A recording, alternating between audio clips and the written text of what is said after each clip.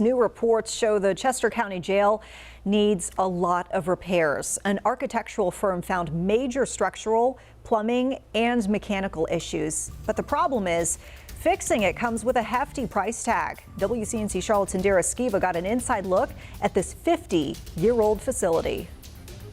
About 90 inmates are housed at the Chester County Detention Center. Sheriff Max Dorsey tells us conditions are poor and quickly deteriorating. He took us on a tour to show us what needs to be repaired. Originally built in the 1970s, the Chester County Detention Center is one of the oldest in the state, says Sheriff Max Dorsey. It's also evident here along the wall where you see a crack in the concrete block.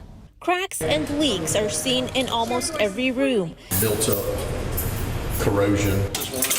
You've got the old section. Dorsey says after heavy rains, the rec rooms are often unusable because of flooding. The water built pools here, and this is a man-made dam that these guys have made. Even more concerning, in a newer part of the jail added in 2009, some cell doors get stuck because of structural issues.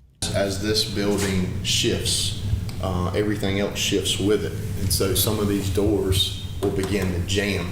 The sheriff says his detention officers are constantly coming up with temporary fixes to keep things operating. You see that concrete block that's kind of popped out there? That indicates there's some kind of problem with that wall.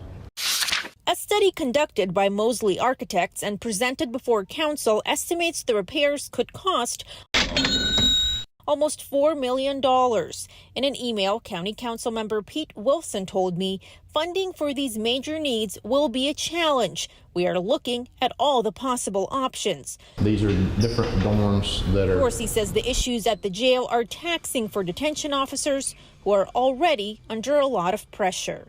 They're in here with dangerous accused felons.